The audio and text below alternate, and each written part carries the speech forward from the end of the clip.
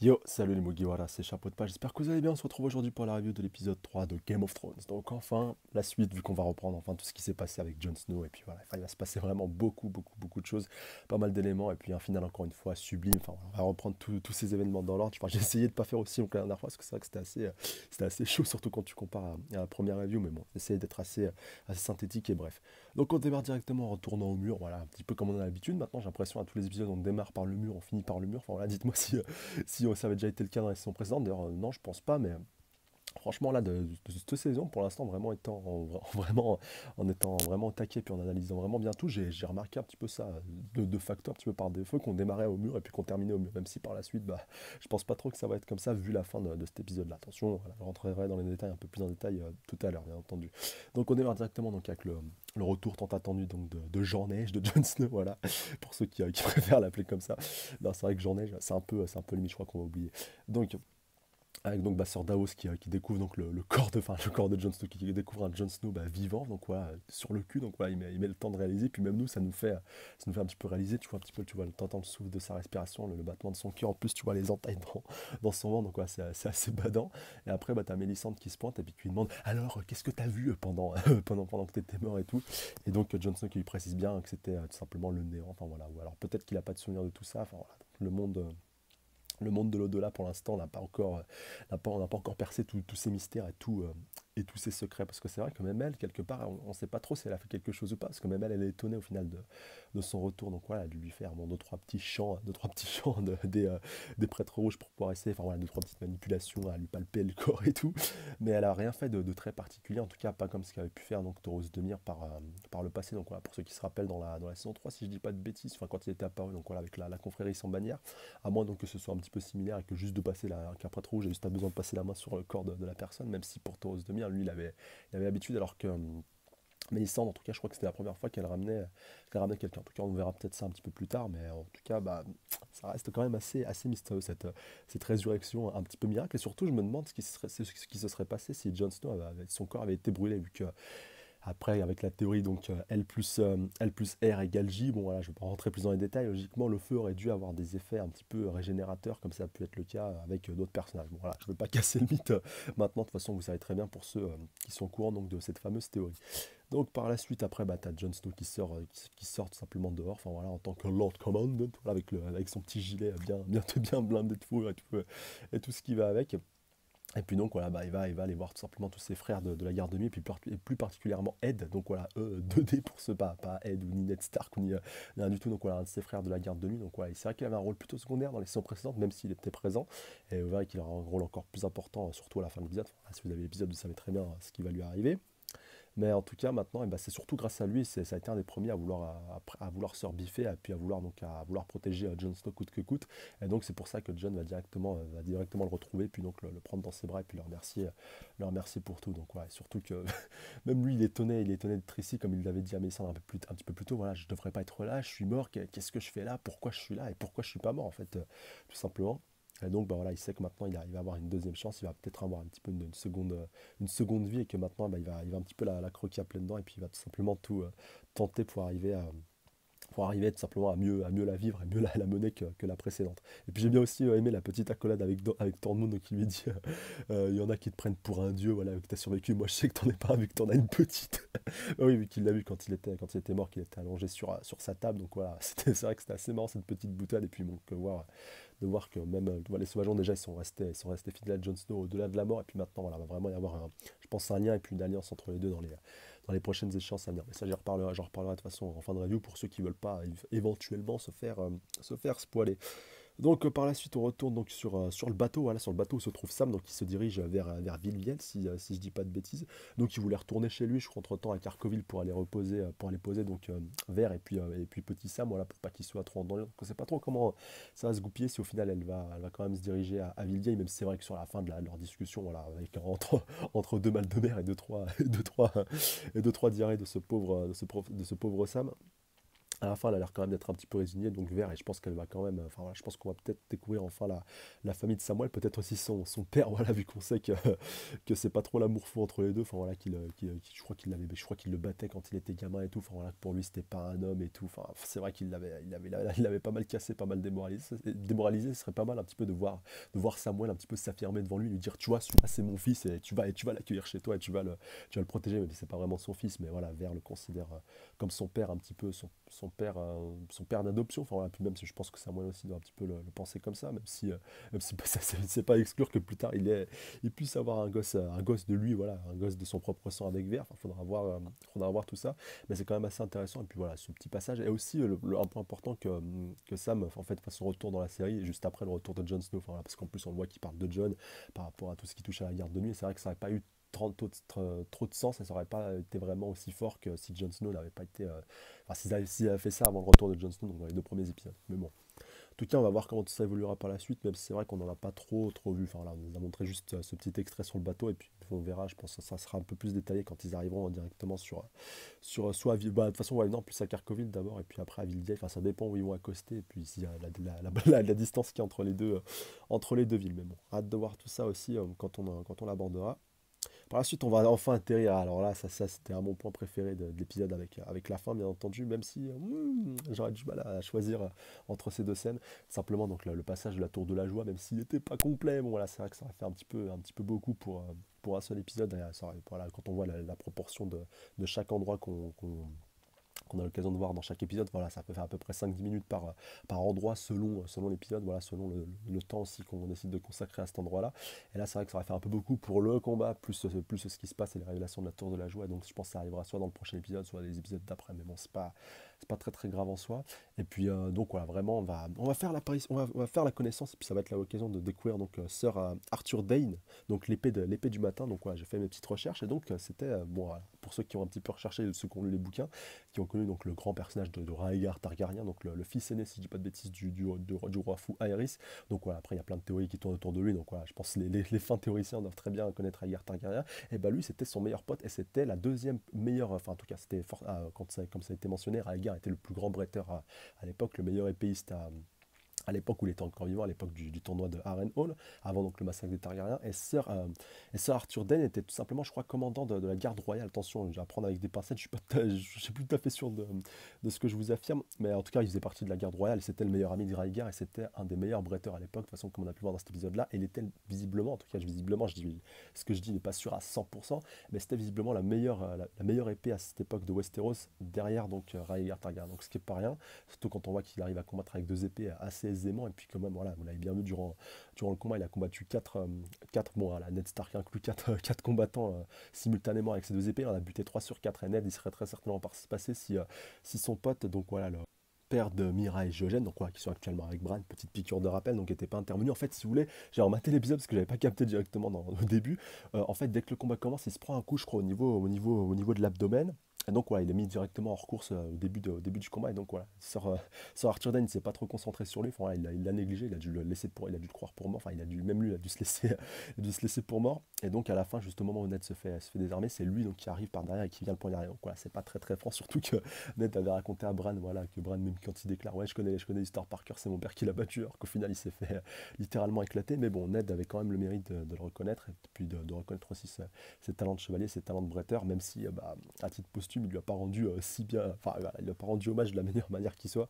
Mais bon, le principal, voilà, c'est que Ned ait pu réussi à vaincre, et surtout voilà, qui se dirige maintenant vers la Tour de la Joie. Et là, on a eu un point très important, c'était le fait que Bran, voilà, elle appelle père, et comme on sait qu'il peut y avoir donc une interaction entre les verts-voyants et puis donc les personnes qui peuvent être directement liées donc aux visions, enfin, c'est-à-dire quand ils arrivent à replonger dans un endroit très précis donc du passé, comme c'est le cas ici avec la corneille à trois yeux, ils peuvent entrer en interaction, voilà, selon l'intensité, puis voilà, selon ici le cri, et puis le fait, et puis le lien aussi avec la personne, je pense, et surtout aussi selon leur niveau, comment on pourrait qualifier ça, leur niveau de maîtrise de vervoyance. Et donc là, Bran, en fait, en criant, vraiment en gueulant, et puis en vraiment voulant rentrer en contact avec son père, il a réussi quelque part un petit peu à l'atteindre, même si voilà, après la cornée à 3 yeux a essayé de limiter un petit peu la casse. Lui par exemple, vu qu'il a un niveau, je pense, très élevé au niveau du verboyonnage, voilà, j'ai inventé des nouveaux mots non, en tant que la maîtrise de verboyant, je pense qu'il pourrait interagir avec des événements passés pour pouvoir, pourquoi pas modifier le passé, mais comme il le déclare lui-même, de toute façon, le passé est écrit, donc voilà, l'encre est déjà sèche, et donc il faut surtout pas modifier ce qui s'est passé dans le but de pourquoi pas donc réécrire l'histoire. Alors après, ça serait intéressant si c'était amené à se vérifier, pourquoi pas de revoir donc toute l'histoire réécrite, ça serait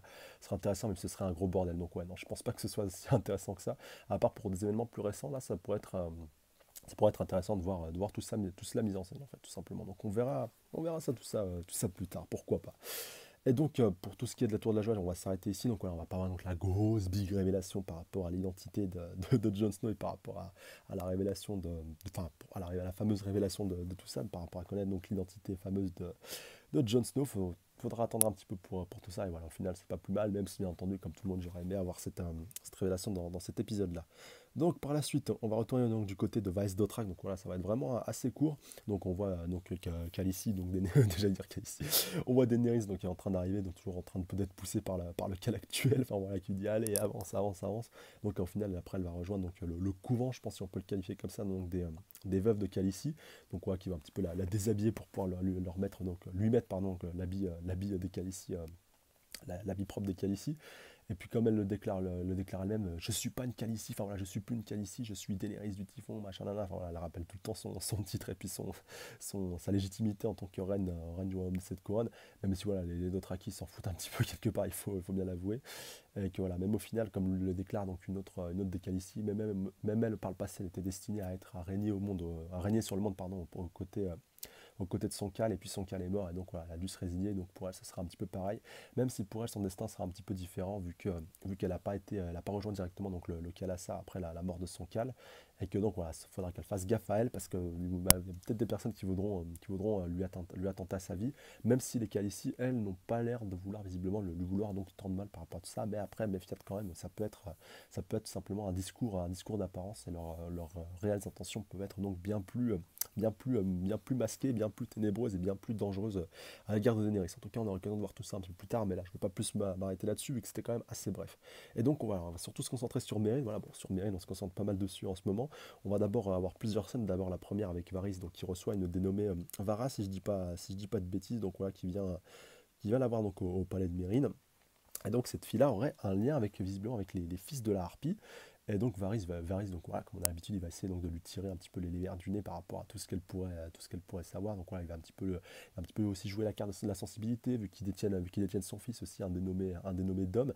Et comme voilà, même lui dit, vous allez pas vous en prendre à mon fils, hein. Et donc Varys lui dit, non, non, t'inquiète pas, on va pas s'en prendre à ton fils, mais maintenant tout dépend de toi, soit on garde ton fils, et puis du coup après on s'arrange carrément pour te faire quitter la ville, voilà, parce que si tu commences à nous faire des révélations, ta vie va être forcément menacée comme celle de ton fils. Donc voilà, maintenant on te met un petit peu de pognon et puis un petit peu tout ce qu'il te faut, et puis tu peux te casser pépère et tout à tout frais payer, tout ce qui va, qu'après voilà, reste à voir si tout cela sera vérifié ou s'il va lui faire une little finger avec celui qui avait empoisonné Geoffrey, voilà, pour ceux qui se rappellent dans la saison 3, la saison 4, enfin bref, je me rappelle plus. Non, ouais, début de saison 4, autant pour moi, c'est revenu. Donc avec celui qui, je rappelle, avait empoisonné Geoffrey, avait aidé Sansa à fuir, et puis au final Littlefinger qu'il avait buté. Donc là, c'est pas impossible que ça se passe aussi de la même manière avec Varys, même s'il a pas tout à fait le même procédé avec Littlefinger. Donc faudra voir tout ça. D'ailleurs, Littlefinger qui a toujours pas fait son retour, même s'il était présent dans les teasers. Donc hâte de voir son retour, même s'il sera, bah, je pense, beaucoup moins présent que dans les saisons précédentes. Ne vous inquiétez pas, je pense qu'il reviendra dans les prochaines saisons. C'est un personnage quand même trop important pour qu'il soit négligé indéfiniment.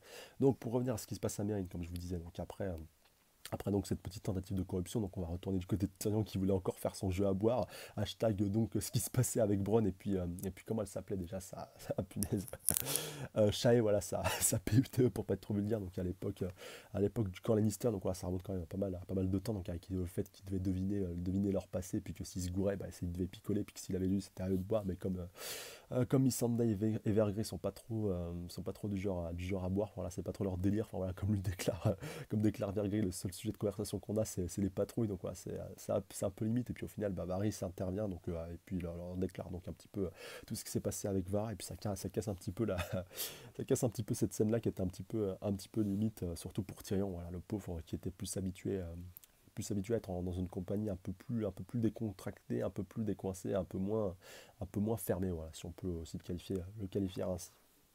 Et donc Varys, donc, il leur déclare voilà, qu'il a réussi donc, à avoir, je pense, ces informations, donc, même s'il ne le déclare pas vraiment, mais donc qu'il a appris pas mal de choses par rapport donc, aux dirigeants donc, des Fils de la Harpie, donc voilà, c'était un petit peu ça le deal avec la fameuse Vara. Et donc il va apprendre simplement à Tyrion et puis donc à Missandei et puis à Vergray que ce sont donc les judicieux de Yunkai, les bontés d'Astapor et les esclavagistes pardon, de Volantis donc, qui sont derrière et qui financent les Fils de la Harpie. Donc petite donc voilà, petit flash, petite référence à l'épisode précédent donc, où on avait appris aussi de la part de Varys que toutes ces villes-là donc étaient retombées aux mains de leurs propriétaires. Donc voilà, je rappelle donc ville que Daenerys avait conquéri il y a déjà pas mal de saisons, je crois, lors de la saison 4 ou de la saison 5. Enfin, voilà, c'est pas si important que ça, donc avec son armée d'immaculés et puis de puinés. Et donc que ces villes-là ont été libérées, que maintenant bah, voilà, elles financent carrément les fils de la harpie pour pouvoir donc faire tomber Daenerys et que donc voilà, ramener un petit peu d'ordre dans tout ça.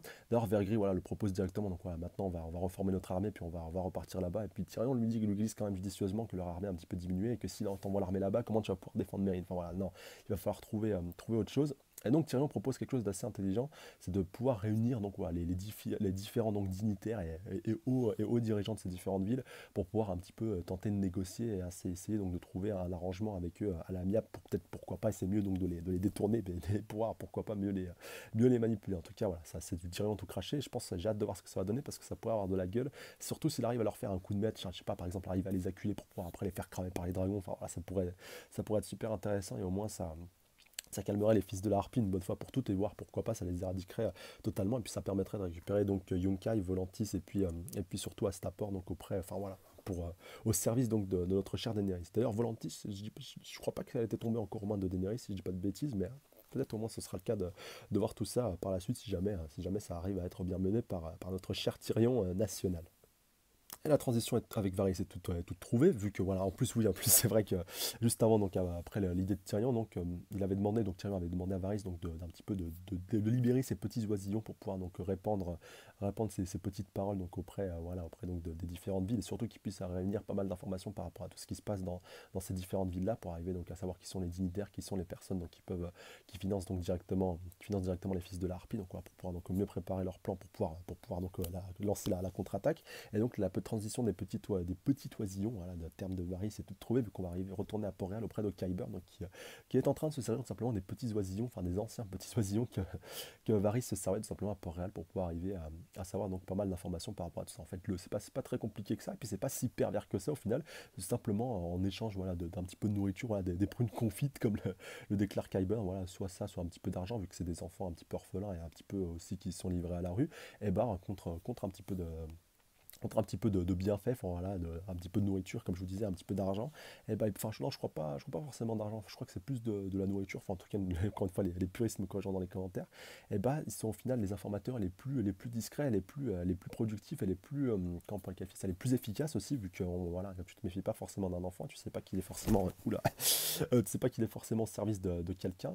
Et donc, voilà, c'est vrai que c'est pour ça que le réseau d'information de Varys c'était vraiment très intéressant et puis Qyburn a su en profiter et a su bien le récupérer comme on voit donc dans cet épisode-là. Voilà. Qyburn quand même qui est en train de prendre un rôle de plus en plus important même si il n'est pas rentré dans les bonnes grâces de tout le monde, mais bon, il est rentré dans les bonnes grâces de Cersei et de Jaime, donc voilà, pour lui je pense que ça suffit.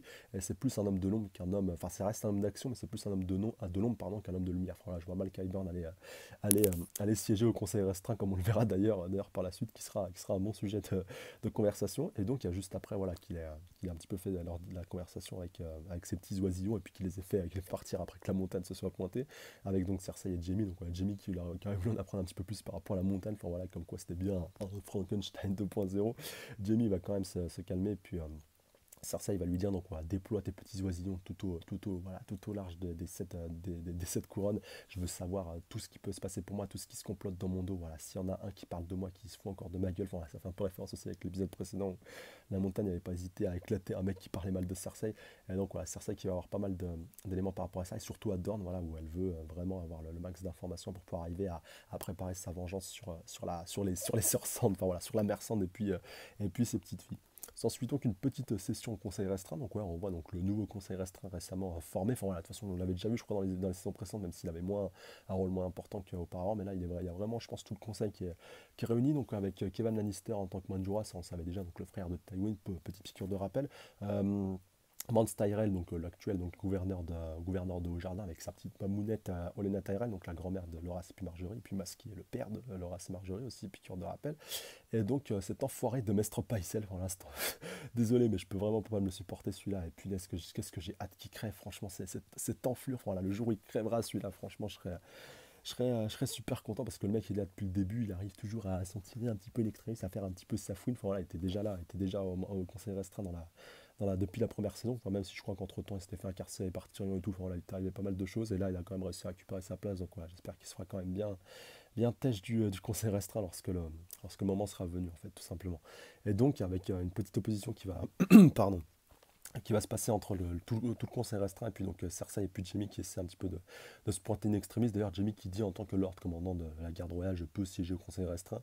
Et puis donc là, t'as le vieux Pycelle qui va ressortir son vieux bouquin. Il dit oui, à l'époque du roi Aerys, effectivement, le grand Lord commandant pouvait tout simplement de la garde royale, pouvait siéger au conseil restreint et tout. Et puis donc voilà, tout le monde n'est pas de cet avis-là, là, à commencer par Olenna et puis Tywin qui déclare donc à moins que vous utilisiez la montagne, voilà, vous n'arrivez pas à nous garder contre notre gré. Puis là, t'as tout le monde qui se barre.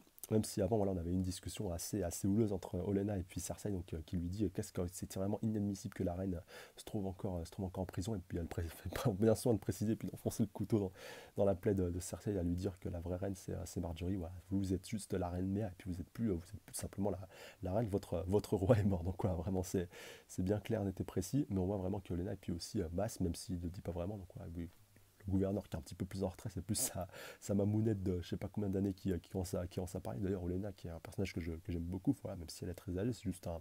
Je tiens à le préciser, même si je l'ai un petit peu taillé au niveau de son âge. Mais que malgré ça, voilà, elle est quand même très énervée, très remontée, et que c'est elle un petit peu qui porte, qui porte la culotte, voilà, contrairement à son fils qui est un peu plus passif. Voilà, faut quand même le clarifier et le préciser. Et dernier point important aussi par rapport à ce qu'on se passe au conseil restreint, c'est bien entendu Pycelle qui commence un petit peu à tailler la montagne, à tailler Kyber, enfin voilà, le dire c'est un nécromant, enfin ouais c'est vrai, c'est un petit peu un nécromancien, ce mec voilà il est fou, enfin voilà qu'est-ce qu'il fait ici, c'est pas pour rien qu'il a été rejeté et tout, enfin voilà, et puis qu'est-ce qu'il a fait à la montagne et tout, puis après il se retourne et puis il voit Cersei et puis la montagne qui se pointe, et à la fin quand tout le monde est en train de se barrer, voilà il passe à côté de la montagne et puis il passe un petit peu tout petit, enfin voilà c'était assez marrant toute cette mise en scène et voilà franchement j'aurais trop aimé que la montagne voilà, le chope comme ça et puis bim sping voilà le fasse péter contre un mur, ça lui aurait bien été à cette bonne vieille enflure. En tout cas après voilà, en tout cas c'est tout je pense pour Porel. Ah, dernier point quand même assez important, ce qui se passe avec Tommen, donc il va voir directement le grand moineau pour lui dire enfin voilà pour un petit peu lui un petit peu lui faire des recommandations par rapport au fait que sa mère a le droit d'aller voir la sépulture. Et le grand moineau qui dit mais non mon cher petit Tommen, même si vous êtes le roi, je peux pas accéder à votre demande simplement parce que votre mère n'a pas encore expié toutes ses fautes. Enfin, voilà, et puis donc Tommen qui a un petit peu fait mais ma mère a déjà été, voilà, qu'est-ce qu'il vous faut de plus? Elle a déjà marché nue couverte de merde dans les rues de Port-Réal et tout. Enfin voilà, il vous faut quoi de plus? Et j'aime bien le grand moineau qui lui dit moi, je suis pas contre ça. Voilà, pour moi, elle a expié ses fautes, mais pour les dieux, donc voilà, elle n'a pas encore tout à fait expié ses fautes, et donc il va falloir qu'elle continue tout ça. Mais par contre, quand même, le grand moineau, faut avouer qu'il est très fort. Voilà, quand il arrive vraiment à manipuler ce pauvre Tommen, enfin, voilà, il accède à aucune requête de Tommen, et quand il lui demande est-ce que je peux m'asseoir, voilà, j'ai vraiment mal à mes genoux et tout, pour un vieil homme de mon âge, et donc Tommen qui s'exécute. Enfin voilà, bah, c'est pour vous, c'était peut-être un petit détail, mais pour moi, il est vraiment révélateur, il veut tout dire, et comme quoi le grand moineau, il le manipule vraiment comme il veut. Comme après, on va le voir, donc en fait, il s'assoit, puis après, il dit à Tommen, allez, viens t'asseoir. Enfin voilà, limite, il aurait pu le planter directement là. Je vous avoue que pendant un temps, j'y ai pensé, vu que légitimement, Tommen, bien entendu, n'est pas légitime en tant que roi, et donc ça m'avait pas étonné que le grand moineau, en tant que comme de bon précepte, il le plante et lui dit de toute façon, t'es pas le vrai roi, machin et tout, donc voilà, maintenant je te plante. Mais bon, ça aurait été assez limite par rapport à la suite. Mais je n'exclus pas que ça puisse se produire dans les prochains épisodes, soit que lui le fasse, soit que Lancel, pourquoi pas Lancel Lannister, je rappelle qu'il maintenant fait partie de la foi militante et qui est un ancien Lannister, voilà un petit peu le sujet de perversion de Cersei, qui je rappelle voilà, était un petit peu son homme de joie quand Jaime était pas là. Ça c'est pas exclure que Tommen se fasse planter par quelqu'un de la foi militante un petit peu plus tard. De toute façon, faudra voir comment tout ça évoluera, mais attention, méfiat de Tommen, voilà, pour moi Tommen, chaque fois qu'il se trouve dans une situation, il est un petit peu acculé, où il est tout seul, enfin voilà, un petit peu sans garde et sans protection, sans surveillance, en étant totalement vulnérable, et bah il risque un petit peu pour sa vie. Donc méfiat par rapport à tout ça, mais quand même le grand mono il a bien réussi à le manipuler, voilà, en jouant un petit peu la carte des sentiments par rapport à tout ça, par rapport à ta mère qui est vraiment très très bien si tu veux, voilà, c'est un petit peu une si vous voulez. euh, par rapport à Cersei, c'est une grande perverse, c'est une grande catin et tout, mais quand elle est avec toi, elle redevient une sainte, elle redevient limite une vierge. Enfin voilà, elle redevient vraiment quelqu'un de bien, quelque part. Elle a pas tout à fait tort par rapport à ça, mais bon, enfin, vraiment, elle lui dit vraiment toutes les paroles qu'il faut, toutes les paroles bien, bien mielleuses pour pouvoir pour pouvoir le caresser dans le sens du poil, pour pouvoir arriver à le calmer et tout. Donc voilà, vraiment, il est vraiment très très malin le grand moineau et j'ai hâte de voir ce qui va se passer quand ça va commencer à péter avec Lannister et qu'il va y avoir des conflits armés entre tout simplement entre la famille militante et puis Lannister parce que ça va pas tarder à péter, ça va pas tarder à péter sévère. Après cette petite morale du grand moineau, on va enchaîner donc sur Braavos en retournant donc, côté de Arya, donc il continue son entraînement. Donc voilà, là aussi ça va être assez rapide, mais on voit quand même qu'elle progresse assez vite. Donc voilà, avec la fameuse litanie derrière, la fameuse liste, et donc on apprend que les derniers membres encore vivants de cette liste, c'est vrai, parce que voilà, je m'étais pas refait tout le topo depuis le début, parce qu'on a quand même buté un paquet. Donc bah, je crois qu'il reste donc que Walder Frey, Cersei et puis donc le limier qui a été entre-temps donc retiré de la liste. Donc ouais, c'était quand même assez intéressant. N'hésitez pas donc à me dire dans les commentaires si j'ai oublié un nom. Donc je crois que c'était les trois derniers noms qui lui restaient, même si le limier a quitté la liste vu que voilà, de toute façon elle lui doit la vie, donc ça aurait été un peu étonnant donc qu'elle veuille le contraire. Et puis de toute manière le limier est passé pour moi, donc il faudra voir tout ça par rapport à la suite. Mais bon voilà, on fait un petit peu tout le parcours d'Arya par rapport à qui sont tes frères, qui sont tes sœurs, qu'est-ce qui t'est arrivé. Enfin voilà, vraiment ça retrace son parcours pour pouvoir mieux lui effacer sa conscience. Mais j'ai peur que ça aille un petit peu l'effet inverse sur Arya, qu'elle fasse croire qu'elle est devenue sans visage, mais qu'au final elle se rappelle toujours qui elle est. Enfin faudra voir tout ça, même si c'est vrai que quand Jack Nagar lui propose encore une fois de récupérer un petit peu sa vision, récupérer la vue. Enfin voilà, si elle me dit si tu es Arya Stark, je te rendrai ta vue et tout. Et donc Arya le refuse quand même, mais bon, un petit peu plus tard elle récupère la vue. Donc voilà, je trouvais ça un petit peu facile, même si l'entraîneur, bien entendu, a été bien plus rigoureux, bien plus intense. Enfin, quand on peut le voir avec les préparations je crois que c'est un petit peu du poison, voilà, des différents éléments qu'elle peut préparer en reconnaissant juste à l'odorat, c'était assez intéressant. Plus tout ce qui est combat et entraînement, le fait d'arriver à Paris, esquiver des coups sans la vue, ça aussi c'était assez intéressant. Donc la progression quand même extrêmement rapide de Arya, et puis hâte de voir tout simplement ce qui va se passer par la suite, vu qu'elle a récupéré la vue. Donc peut-être des premiers contrats d'assassinat, faudra voir tout ça. Contrat d'assassinat hashtag Assassin's Creed. Euh, mais ouais, faudra voir tout ça, et vraiment hâte de retourner donc du côté d'Arya et de voir donc ce qui va se passer maintenant qu'elle a récupéré la vue. Et donc on va retourner à Winterfell, là ce coup-ci ça va être assez rapide et assez intense, là aussi une scène très très importante pour cet épisode là, donc avant la scène finale. Donc on va retourner donc auprès de cet enfoiré de Ramsay Bolton, enfin Ramsay Snow, vous l'appelez comme vous voulez, donc toujours avec son petit chien de garde Karstark qui lui a prêté allégeance voilà, depuis la mort de son papounet. Et donc là ce coup-ci il y a les Humble, donc voilà, je crois que je prononce bien, je crois que, excusez, dites-moi dans les commentaires si je prononce pas comme il faut, si c'est les Humble ou les Humble, donc qui vont tout simplement venir lui prêter allégeance, donc aussi le fils. Donc on voit là qu'on a vraiment les fils de trois anciens hauts dirigeants du Nord, donc voilà, le fils Bolton, le fils Karstark, et puis aussi le fils de de cette chère famille Humble, donc ouais, qui veut faire un petit fi des convenances et qui lui dit de toute façon moi je pourrais pas le genou, c'est pas mon délire, les serments et tout ce qui est avec, de toute façon t'as buté ton père, alors vas-y, voulez là, vouloir faire passer ça pour du poison et tout. Voilà, j'ai beaucoup aimé comment il le casse, il le casse littéralement devant tout le monde, même si voilà, il y a que le Karstark qui est présent, mais il était déjà présent si je dis pas de bêtises lorsque Ramsay a tué son papounet, donc ouais, c'est pas si grave que ça. Mais pour le fils Humble, en tout cas, tout l'intérêt de savoir est-ce qu'il joue vraiment franc jeu avec lui ou est-ce qu'il joue un petit peu double jeu, vu que les Humble, voilà, petit rappel, et c'est aussi précédent dans l'épisode, ils sont aussi pas depuis pas mal d'années liés aux Stark et qu'ils ont prêté, voilà, c'est leur bannière limite, leurs bannières les plus fidèles parmi les plus puissants qu'ils ont, même si là c'est vrai que ça peut, alors, ils ont pu changer leur fils d'épaule depuis que le fils tout simplement voilà, que le fils a récupéré le trône enfin le trône, le pouvoir de son papounet, puis le rôle surtout de son papounet en tant que chef de famille. Enfin, faudra voir tout ça par rapport à la suite, mais bon, le fait qu'il ait buté ce pauvre broussaille, le loup d'Oricon. Donc voilà, après on arrive à la livraison et puis au fameux cadeau, comme je vous disais,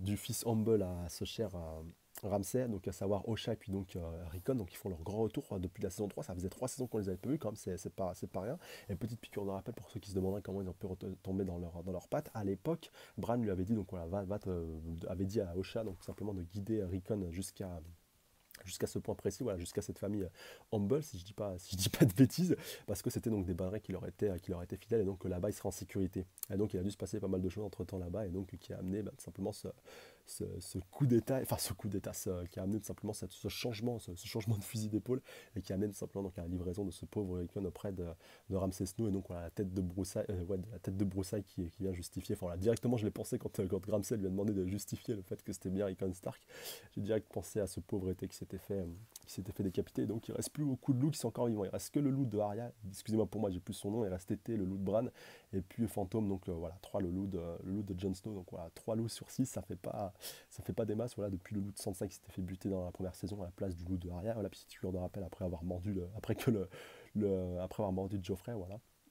au début donc de la saison, donc ça fait quand même pas mal de temps. Le loup de Rob qui s'est fait buter pendant les noces pourpres, donc ça aussi, voilà, ça remonte à pas mal de temps.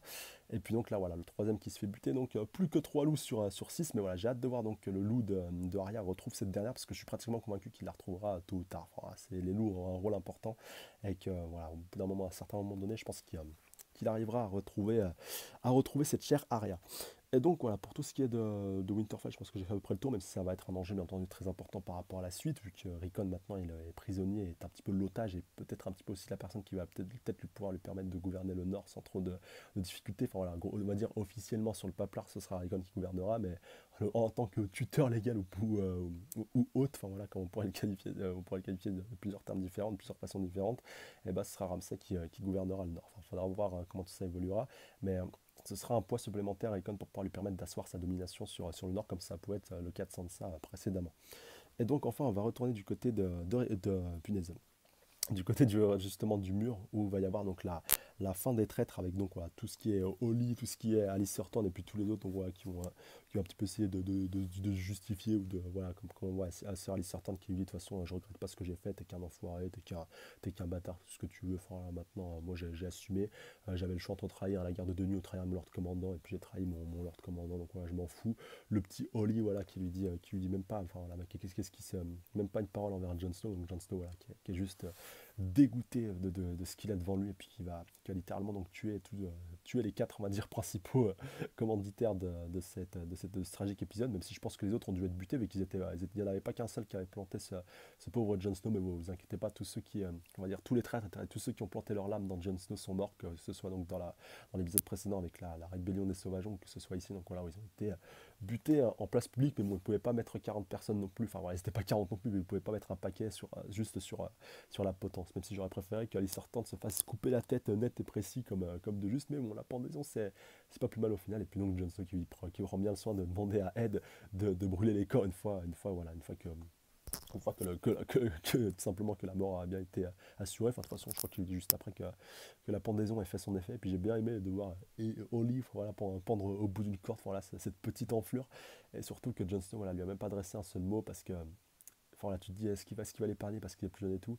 Mais quand tu te rappelles que cet enfoiré lui a dit, Jon Stark, le patrouilleur est revenu, enfin voilà, le premier patrouilleur est revenu, et que Jon Snow, a été tout content, et puis tout simplement, voilà, a couru dehors pour pouvoir aller le retrouver, et que tout simplement c'était pour mieux se faire planter. Bah, tu peux pas avoir de pitié, mais pour si le gars est aussi jeune, et puis voilà, en plus il voyait lui en futur Lord Commandant, il avait même pris sous son aile et tout, donc voilà, pour moi, il avait mérité sa mort. Et puis Jon Snow s'est comporté de manière exemplaire, en lui adressant même pas un mot. Enfin, voilà, pourquoi tu mérites même pas une parole, même pas le fait, même pas une attention, même si il a quand même jeté un petit regard. Mais voilà, maintenant tu sais ce que tu as fait, tu vas payer, et maintenant t'assumes. Et puis surtout, lui, il est toujours en train de tirer son air satisfait et tout, à le regarder de haut. Enfin voilà, bah là il pouvait le regarder de haut pour une fois, mais au moins voilà, c'était bien fait pour leur gueule. Et puis Jon Snow qui a bien exécuté comme la coutume se fait dans le Nord, c'est celui qui prononce la sentence qui coupe, n'est-ce pas Geoffrey, espèce d'enfoiré. Mais bon, de toute façon, il est mort, on s'en fout. Mais là, voilà, vraiment Jon Snow qui a coupé la corde, qui l'a tranché, et au moins c'était clair, net et précis. Et puis au moins, comme ça, il a pu mettre un terme à tout ça. Et puis d'ailleurs, Alice Certain qui lui dit maintenant, nous, on va peut-être mourir, mais toi, au moins, tu auras des tourments éternels. Voilà, supposant peut-être qu'il ne peut pas du tout mourir. Bon, j'en doute quand même. Mais, euh, mais il ne sait pas ce qui s'est passé après, vu que Jon Snow a bien attendu qu'ils soient tous morts pour pouvoir donc prononcer on va dire un petit peu sa nouvelle décision, sa forte autorité, tout simplement de quitter la garde de nuit. Et quelque part, voilà, moi, dès qu'il est revenu, je l'avais déjà un petit peu pressenti, je l'avais un petit peu deviné. Et quelque part, voilà, de toute façon, Jon Snow avait fait son tour par rapport à la garde de nuit. Je pense que même nous, de manière globale, on a fait le tour de la garde de nuit, vu que tous les principaux antagonistes qui pourraient se trouver au mur, de toute façon, sont morts, à part s'il y a des nouveaux arrivants qui peuvent arriver. Et puis de toute façon, de Jon qui a nommé un nouveau Lord Commandant, donc en la personne de Ed, en lui remettant son manteau, mais je crois pas qu'il lui ait remis tout simplement, je crois pas qu'il lui ait remis l'épée donc de Lord Mormont, voilà, le père de Jorah, mais je pense de toute façon c'est plus intéressant qu'il la garde vu qu'elle est en acier valyrien et puis qu'elle lui sera utile, enfin, pourquoi pas plus tard lors de son affrontement avec les marcheurs blancs ou même lors d'affrontements précédents. Enfin, voilà, c'est une épée assez importante et je pense que Jon Snow va la garder, ça serait vraiment intéressant qu'il la garde et hâte de voir aussi pareil tout ça. De toute façon il lui a remis je crois que le manteau, sauf s'il de toute façon il lui aurait posé l'épée dessus s'il lui avait donné, donc non il l'a gardé. Et donc, comme le déclare Jon Snow, pardon, maintenant mon tour de garde prend fin, et quelque part ça fait totalement écho. Et je trouve que c'est un bon moyen d'avoir mis en scène toute cette mort pour pouvoir tout simplement pour pouvoir simplement réussir à lui faire rompre ses vœux, tout simplement ses vœux autour de la garde de nuit, en le faisant tout simplement prendre fin punaise, en faisant tout simplement prendre fin à sa garde. Je vais y arriver. Voilà, avec ce moyen-là. Et puis au moins là, tu peux pas dire que sa garde n'a pas pris fin parce que le mec il est mort. Le mec a eu la chance de pouvoir revenir, et donc voilà, pour moi il a fait le tour de la question avec ce qui se passe.